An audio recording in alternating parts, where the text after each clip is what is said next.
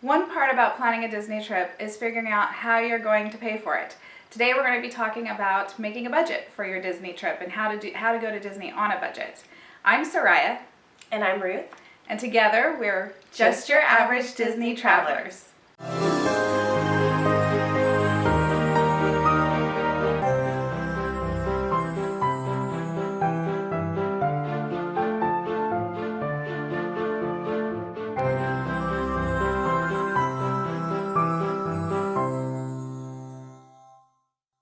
Now, some of you might remember a few episodes ago, on episode 5 and 6, we were joined by special guests, my nieces and nephew. They were my sister's kids, and this is their mother, my sister, Hi. Ruth. And so she's going to be joining us today because she has a different experience and perspective about going to Disney with her family, because her family is quite a bit larger than my family, more than double. And so she's really good. She's kind of like me with major planner. Like, we've got it in our blood. We plan and plan and Maybe research. a little too much. I don't know. Sometimes our families probably think so. Yeah. But because of that, she has a lot of good resources and good ideas and tips and experiences on what they do for their family to be able to have trips like these. It's a concern for a lot of families, and how do you do that? So we're going to talk about that today. So I'm going to let my sister introduce herself and her family a little bit, and we'll just talk. Okay. So yeah, I've got a large family, 5 kids. So my oldest 3 were on a previous podcast. And then I also have 2 younger ones, a 4-year-old and a 6-year-old. And we kind of fallen in love with Disney, and we want to do it as much as we can. And so with a large family, everything is more expensive. And so I've tried to research and find ways to make it work and have the full experience without it costing too much. And I think you've done a good job, because not only have we gone with them, and it's been a very full and fun experience, doing it your way, kind of copying your pattern for that trip. We did everything along the same lines. But also, as we talk with the kids and we hear them talk about their experiences, they never feel like they've missed out on anything. It's always been very fun and full. And even in that podcast, it was brought up, they don't do things like shopping, and I think you're going to get to that later. We won't talk about it too much, but it's like there's things that a lot of people, I guess, would assume is just automatically a part of it, and when you take it out, they might feel like that's missing, but it isn't always. And so going about it in a little bit more budget-conscious manner doesn't take away from the magic or the experience or the memories. Right. Yeah. Okay, so a couple quick things are things that you can do before your trip. As we said, we're real big planners, and the more time you can invest in planning and preparing for the trip, the more money you're going to be able to save, just because you'll find a lot of ideas, and you'll find resources, and you'll find what's actually going to be worth the money for you to spend on your trip. And it's going to change depending on your family, what you're interested in, but you'll be able to see what's going to be worth it and what's not to invest in. But some things that are good for really everybody are finding, getting Disney gift cards on discount, because you can pay for almost all of your trip with Disney gift cards. And so the easy way is from Target. You can get them 5% off if you have the Target credit card, or they have like a debit card basically. And so 5% off all their gift cards, and they have Disney. So that's like kind of just no work at all. As long as you know what your budget's going to be, you get that many gift cards, and just as you're saving money for the weeks or months before your trip, you just go in there every week or two and grab some paycheck or every month, gift cards at a discount. One of the reasons why I like that is it makes it easy, it makes it hard to go over budget. Mm-hmm. If you have a budget and you know this is how much you can spend, and you go with your gift cards, or people could do it with cash, but it's safer to travel with the gift cards anyways. You're not going to be able to spend more than what you have. And so it's too easy when you have just your credit card or your debit card, because it's a lot easier to just keep charging and keep swiping. But then you've lost track and you're way over what you intended to spend. And a lot of that extra spending was unnecessary. It was optional stuff that wasn't really part of the plan to begin with, and isn't isn't going to be anything you miss. And another nice thing about the Disney gift cards is Disney has their own website where you can kind of organize and manage all of your Disney gift cards. Yeah. Consolidate. Consolidate them. So if you've been for months planning this trip and you've just been getting $50 gift cards here and there, you can put, $500 onto one of the gift cards. I think the limit is 1,000, so you can go up to 1,000. And so that helps organize it, and also that way, if heaven forbid you lose a gift card while you're on your trip, you can go onto your app real quick and transfer the whole balance of that gift card onto another one. Right. And I always have a spare empty, Blank even one, if it's a just blank in one, case. in the hotel room or in my purse, just to have as my backup That's a really empty good tip. slot. And one of the things that I usually do is I will take a photo of the back, so it has where it has the number and everything, just in case I have lost that. And because sometimes, to be honest, on big trips, there's more than what you can keep on that website. And so, because you can only do $1,000 at once, well, some of our big trips are quite a bit more than, I think it's 4 or 5 that you can keep, so $5,000. Yeah. And so if you have more than that, then if you have those photos, you can at least have those numbers, and then you can go back in and plug that for that specific one and manage it. And so that's keeps it safer. Now, if you have the time and energy to look into it, there are other places you can get Disney gift cards even more steeply discounted, especially maybe around the holidays. But you can find places, Best Buy, other places will do just in general gift card sales.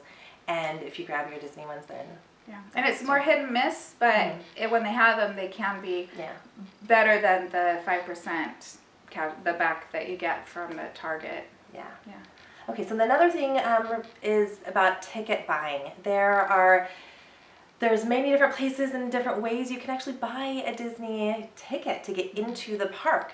The number one thing not to do is to show up without a ticket, because if you show up there and buy it at the ticket booth at that day, it's going to cost the most that you can pay anywhere. And so even buying it through the Disney site, doing it early, is better. But there's other places you can go. Make sure it's an authorized seller. You don't want to get into trouble finding out that you have a ticket that has already been used or something or is fake.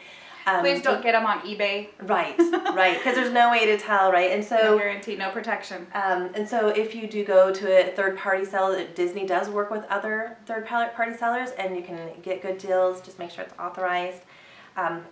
You also have the option of getting a park hopper ticket, which is probably the most popular. My family saves money by doing the 1 park per day ticket.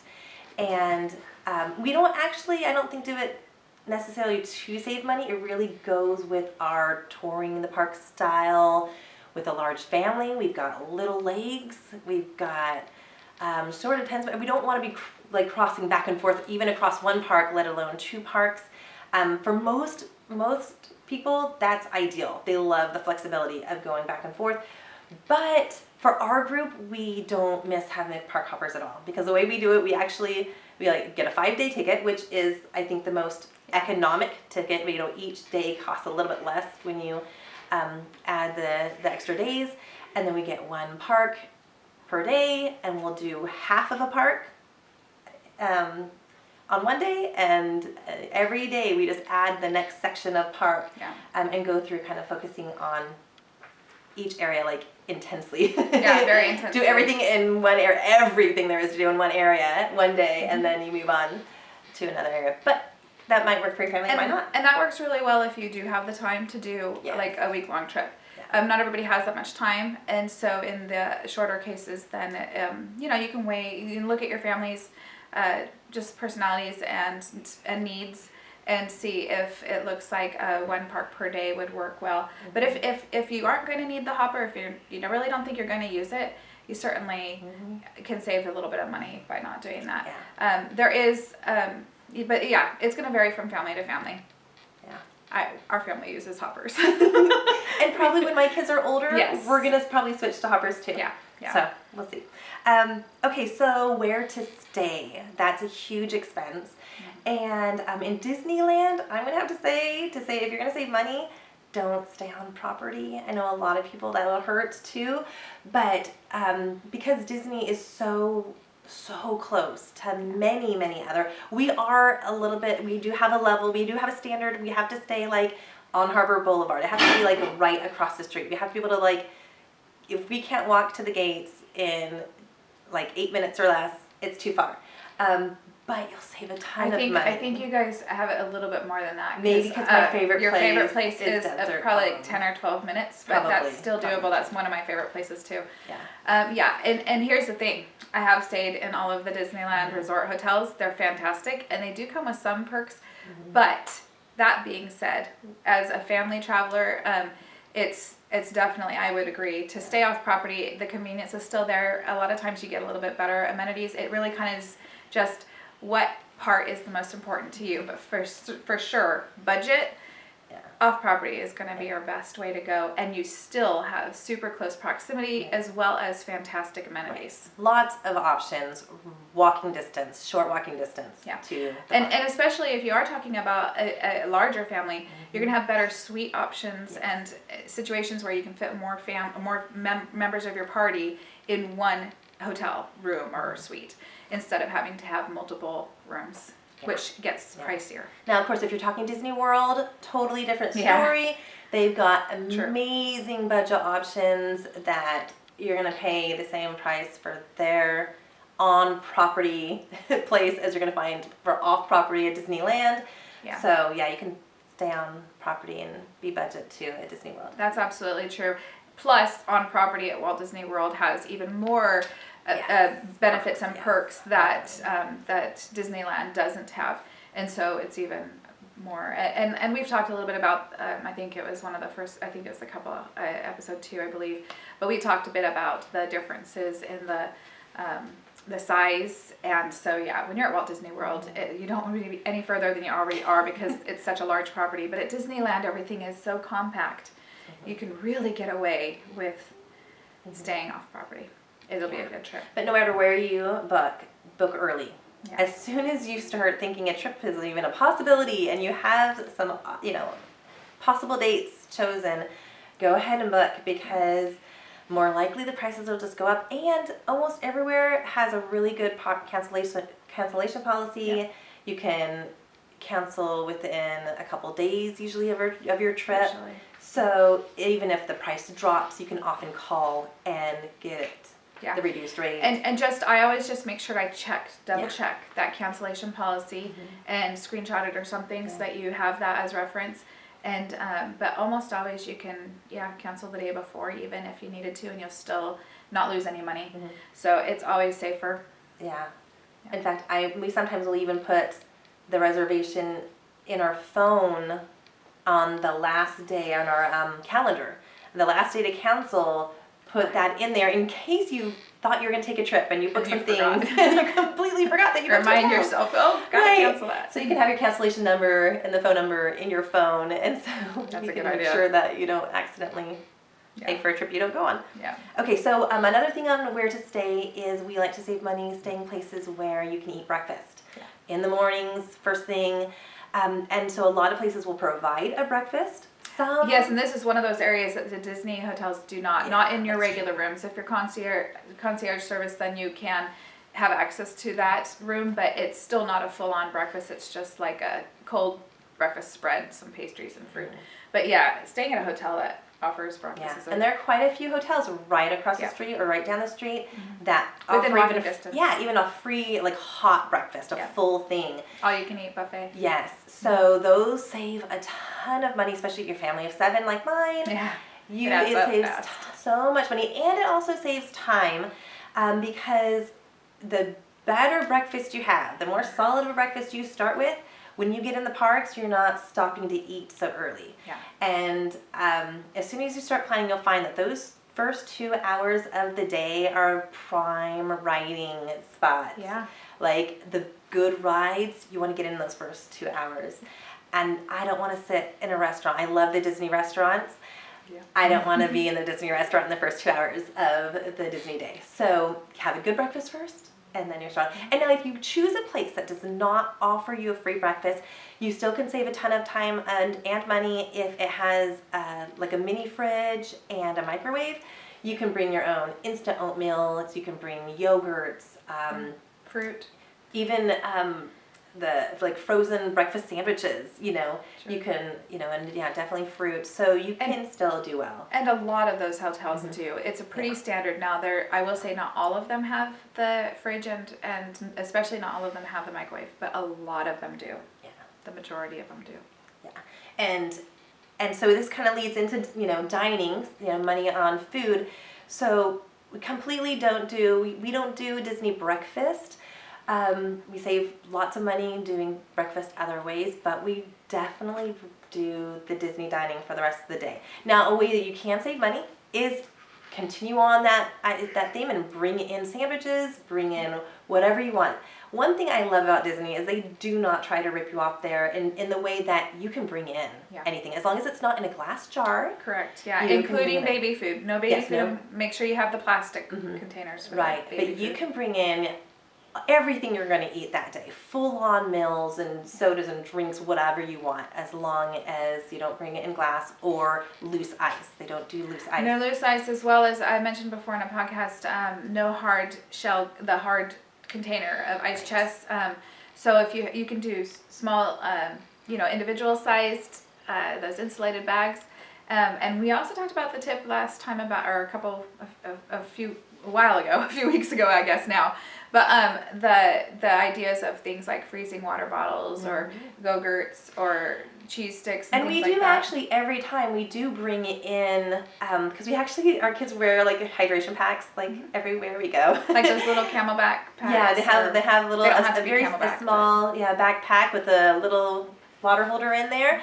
And we'll slide in there. We always have string cheese, a Go-Gurt, and like a granola bar. And that's just so that if a kid is hungry before I'm ready to stop us for lunch, then they can eat. Or it's a great thing to do, like if there's going to be a longer line for a ride, just pull out a snack and, you know, it helps the time pass better. So that's one of the things.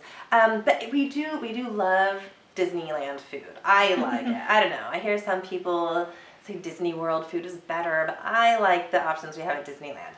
And that's partly because in a large family, we don't do a lot of the sit-down meals. We have gone to a couple of the more sit-down table service meals, but counter service is where it's at for a large family, a family on a budget, and because it's cheaper.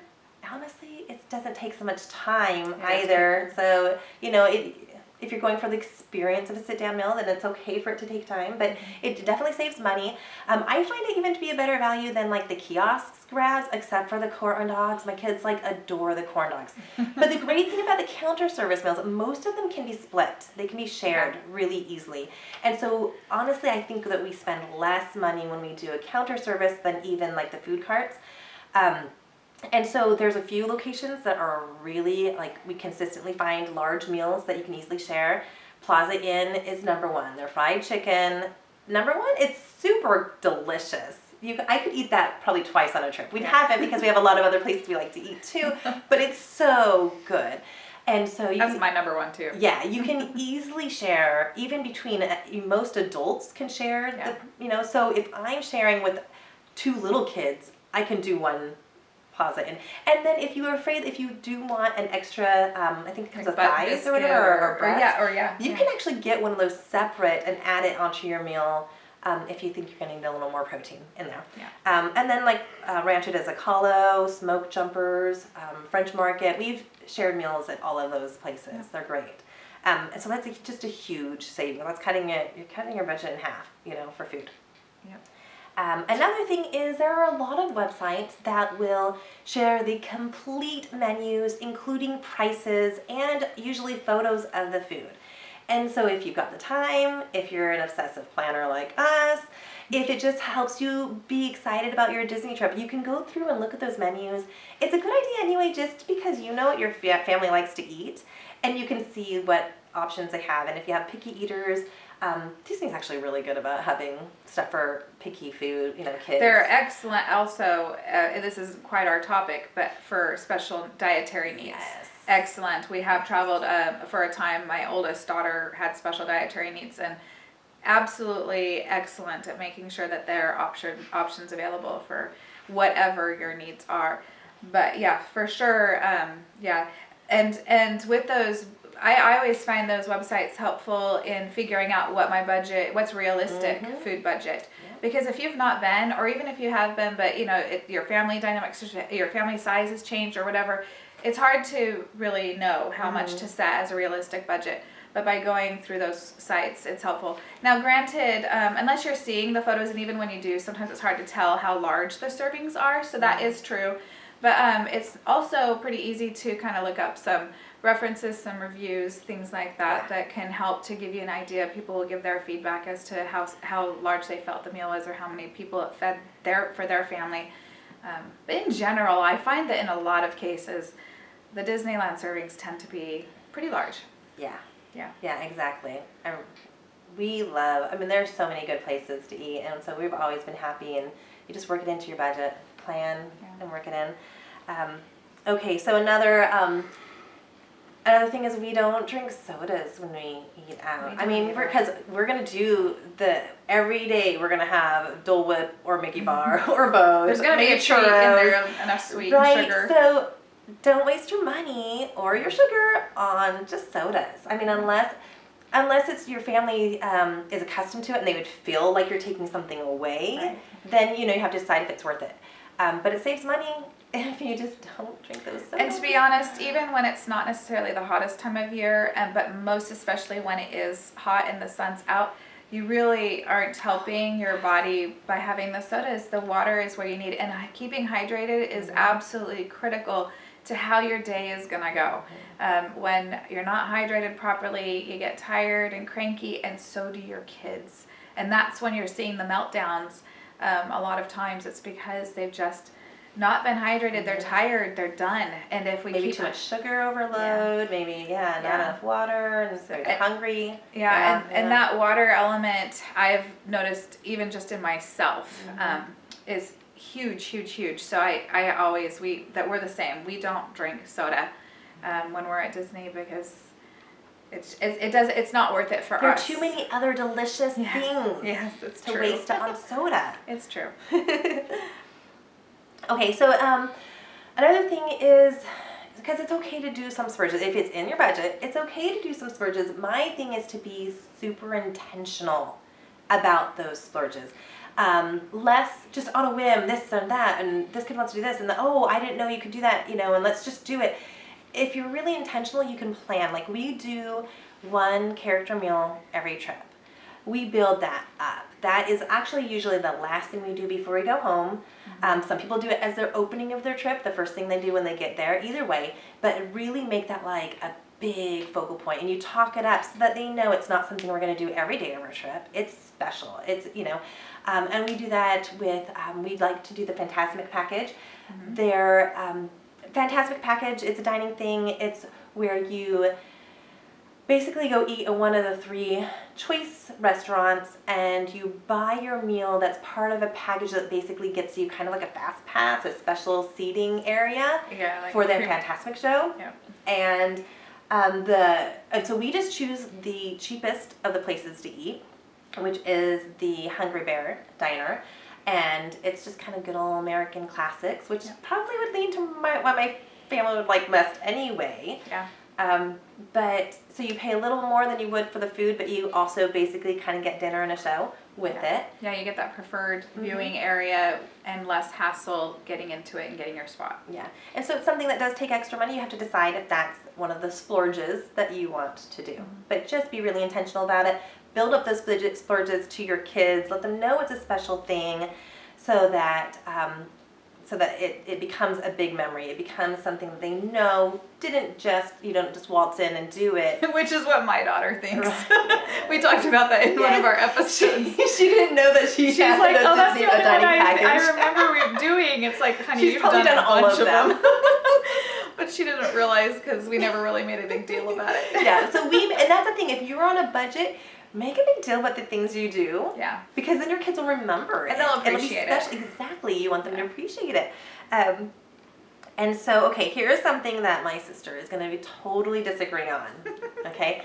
We don't shop. And part of it is that I'm not a big shopper. I don't enjoy shopping enough. I will just say, outside of whether or not I agree doesn't matter. My husband will agree with you.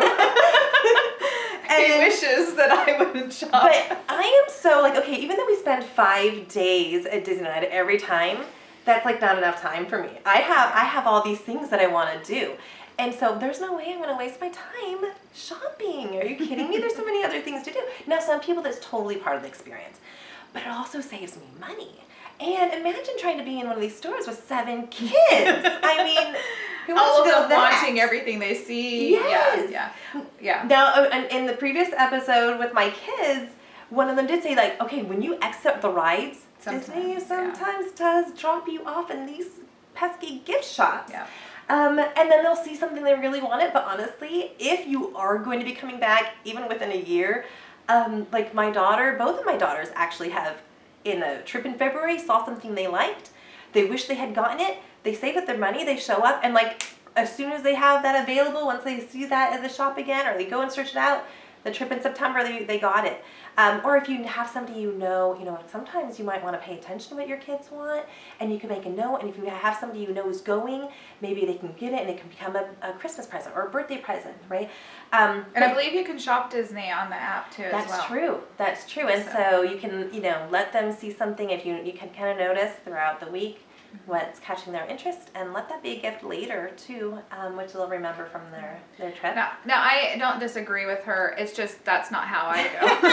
However, what I will say is, especially when our kids were younger, one of the things that we did is I would get souvenirs before we left. Yes. And I would find, because you can get Disney things at the dollar store. Anywhere. Or the dollar store is great, or the Target, dollar spot. Dollar spot or $3 great. spot.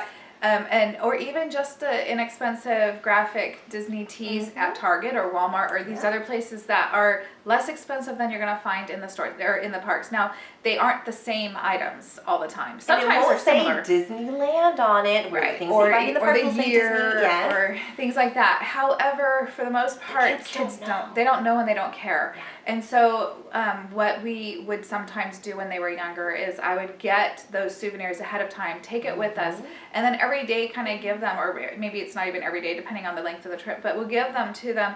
And so then if they did see something as we were walking past a store, they'd be like, oh, that is really cool, but do you remember the Minnie Mouse you just got last night at the hotel or whatever? And then that usually is like, oh yeah, I can't wait to go back and sleep with her tonight, or and so you can avoid the shopping if you must. Yes. Yeah, and we've done that too. We do the collecting things, and we are close enough to drive. It's about a 6-hour drive for us, and so sometimes I'll give some of those trinkets for the car ride, as stuff for them to do.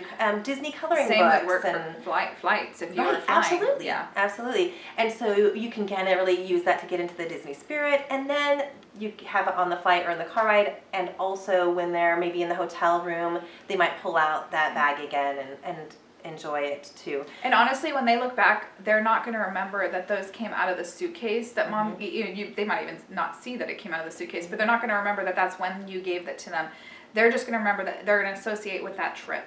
And for them, it will be a souvenir that they had from that trip. Another thing that our family enjoys doing is I like making shirts. And so kind of obsessively every day of our trip, we have kind of a different theme. And so we might have classic Disney characters, and all of our kids kind of choose like their favorite colors of shirt to wear, and then we put their favorite character on it, or we'll all have the same image and different colors of shirts that kind of coordinate. And so it becomes a real souvenir from the trip, because even if we make them weeks in advance, they don't get them until the trip. Right. That the first time they wear it, it's brand new on the trip, and sometimes they help me make it or help me design it, and sometimes I just do it on my own. In the past, sometimes when we have surprised them with a Disney trip, we'll all have made some of those shirts. We put in a box for Christmas. They open up and they have a bunch of Disney shirts. And they know that Disney trip's coming. Yeah. And so that becomes an instant souvenir. It becomes, first of all, something that you're wearing on the trip, and it looks good in photos because it's all Disney and kind of coordinated. But then every time they wear it, they're going to remember that trip that they had on it. Let's see, what else did I have? Okay, one thing that I do with some of these little trinkets, I kind of have what I was kind of calling my mom's magic bag. It's a tote bag because we have we have young enough kids that we have a stroller, which is so great. I'm a little bit worried about not having a stroller. Well, you won't have to carry as many things around when you don't no, have it's true. It's true. But I can stash things and the kids don't even know what's in them sometimes. So Mom's magic bag would have glow sticks, glow bracelets, oh my goodness, Dollar Tree has like the wands, glow wands, and it will have Tinkerbell on it or Mickey Mouse, totally Disneyfied everywhere. So if you're there for any of the late night parades or shows, you're going to be sitting and waiting for a while, and they're going to have the cart going by selling them, and other kids are going to be playing with stuff. things like that, and your kids will want something. Yeah, and so if you are able to pull that out even before you see that cart, they're busy playing, they don't even notice that other stuff. Yeah. And it's nice because it's so cheap and so small and easy. We often have extra, we bring extra, and then we can share it with the kids around us. They make friends with the other kids. The parents really appreciate it. Then you get to talk and have buddies throughout the show. Yep. So we like to do that. Let's see. Another thing that really saved us was, so our youngest is kind of a special needs guy, and he's got like some interesting things he hooks on, right, and obsesses over, and he has some sensory things. When we went to Disneyland a couple years ago, he was super into balloons. Super into balloons. And so what I did in my mom's magic bag, I had gotten from like Amazon for I think $12. It was like a set of maybe 50 little just Mylar balloons, little small ones, and that you just blow up really quick and easy. So I brought them flat into the park, and I learned you have to do that, because one time we actually brought it, try to bring it blowed up, and security stopped us, and we had to like sneak it away. But I knew I had extra closed ones, and so I didn't worry about it. And so then I just had little Mickey Mouse stickers, and you blow up a real quick little Mylar balloon and put a stick on it and throw a sticker on it, and all of a sudden you have an incredibly cheap Mickey balloon that is cheap enough that if it flies away, it gets lost, it's thrown away, I'm going to blow up another one. I've got all the colors, and so kind of just know what your kids are into and just stock up on that cheap outside of the park, bring it in, and they're happy. Disney juice boxes, Disney fruit snacks, the whole thing. Yep. So, let's see. I don't know if I have much else. Mostly just focus on the memories. Yeah. Because you're already putting the money into being there. Yeah. Right?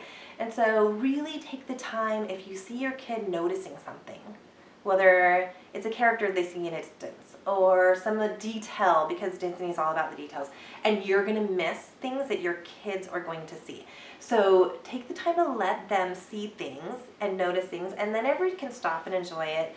And I don't know, I think those are some of my favorite times, is when you kind of just slow down and you just let yourselves be there, right? Not necessarily, we do, sometimes move around quickly and have a schedule we want to keep, but just kind of be there and enjoy it and have the memories, take a ton of photos. Yeah, and videos. And I was going to say that, and always have that ready, because when those moments happen, when they're having a moment, it's awesome to be able to capture it and to be able to look back on it and to let them look back on it, because that will help keep it fresh. One of the things a lot of people have always asked or kind of commented on is, when is it too soon to take kids to Disneyland? And I really don't think it is, because if you can document it and help cement that is part of your family history, basically, and let them see the pictures and watch the videos, those memories will still stay with them. Yeah. And that makes it totally worth it, and they will remember it. Even if it's a manufactured memory through the footage, it's still really what happened. It's what they experienced, and they will keep it, and it will become their memory. Yeah. People will say, "Oh, don't waste your money. Wait till they're old enough to remember it." But okay, my 17-year-old, I hear her telling people on a fairly regular basis that the first time she had ice cream was Mickey Mouse fed her ice cream. And it's true. She was just before her first birthday. We went with them to Disney World, and Mickey Mouse fed her first ice cream, and we have pictures and videos. She wasn't even quite when, she was almost close enough that it was safe to give her the dairy. It was a couple weeks away. But I mean, there's no way a 1-year-old's going to remember that. But because we've talked about it, and she's seen video and photos. So it's something that she loves, and she shares with people. And so there's a lot of things, even from that trip, that is kind of just part of her history. Yeah. Who she is. Yeah. So, and it does. It makes it more magical. And when you when you're rushing, you can have a lot of fun, but that magic is in the moments. It's in that first sight of the favorite character, or just how they're getting their feedback after a new ride or something like that, and it can be really special. Okay, so one last thing that a tip I have is just remember, so in a Disney trip, time is money. And so I would encourage you to do some planning. I think kind of one of the worst things you can do is to show up for the day if you're not experienced, if you don't know the parks really well, and not have a plan. It's a good idea to have your day planned. One of the most important things to do is just make sure that everyone has at least their top favorite item taken care of. Yeah. You ask them if you could only do one thing at Disneyland, what would it be? And you just make sure that one thing happens. And so whether it's a ride or meeting a specific character. And so even if just the day kind of falls apart, if you've done that one thing for everybody, it's going to be a good memory. It's going to be a good end of the day. So just be kind of an intentional and plan around these things. And it can be a magical trip. Yeah, and if you do tend to be planners like us, it's a lot of fun too. Yes. It helps that Disney magic start way before you get there, and extends that period of enjoying it and everything. So yeah, for sure. All right, well, we hope that some of those will be tips that will really help you and your family. Hopefully we'll get chances to visit, have our special guests back to share more of their experiences. But I do appreciate Ruth and her family, her kids that have been on the episode before, episodes earlier. It's fun to get different perspectives. It's very helpful. Well, thanks for asking me. Yeah, of course. Anyways, okay, well, we will see you next week.